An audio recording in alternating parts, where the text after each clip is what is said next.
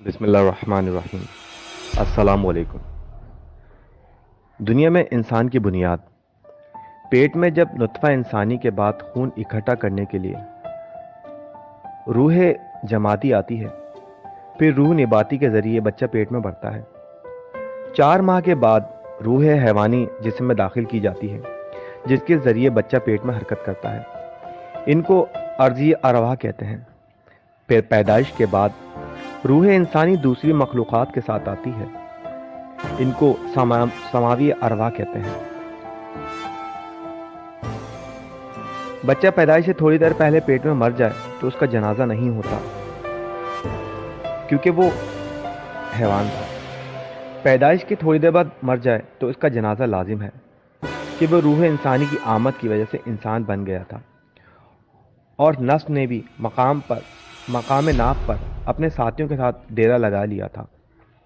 अगर इसमें हमारी जमादी रूह ताकतवर है तो वो पहाड़ों में रहना पसंद करता है। रूह निबाती की वजह से इंसान फूलों और दरख्तों से लगाव रखता है। रूह हैवानी के गलबे से जानवर से प्यार और जानवर जैसे काम करता है, जबकि नफ्स की शक्ल कुत्ते की तरह होती है। उसके गलबे से कुत्तों जैसे काम और कुत्तों से प्यार करता है, और बेदारी कल्ब से इंसान फरिश्तों की तरह बन जाता है। इंसान के मरने के बाद समावी अरवाह को आसमानों को लौट जाती है, जो एक ही जिस्म के लिए मखसूस है।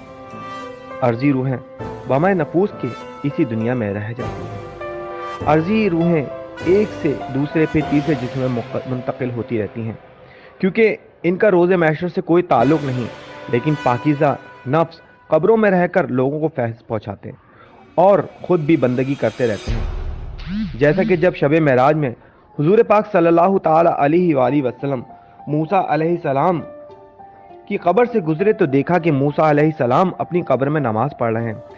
जब आसमानों पर पहुंचे तो देखा मूसा वहां भी मौजूद थे। बदकार लोगों के ताकतवर नफ्स अपने बचाव के लिए शयातीन के टोले से मिल जाते हैं और लोगों के जिस्म में दाखिल होकर लोगों को नुकसान पहुंचाते हैं। इनको बदरूहें कहते हैं, जबकि इंजील में है कि ईसा अलैहिस्सलाम बदरूहें निकाला करते थे। अर्जी अरवाह और नफूस इसी दुनिया में रूह इंसानी आलम अलीन या सजीन में है, और अगर रूहें ताकतवर हैं तो वो भी अलीन में, वरना कब्र में ही ज़ाया हो जाती हैं। नफ्स की वजह से इंसान नापाक हुआ तो लोगों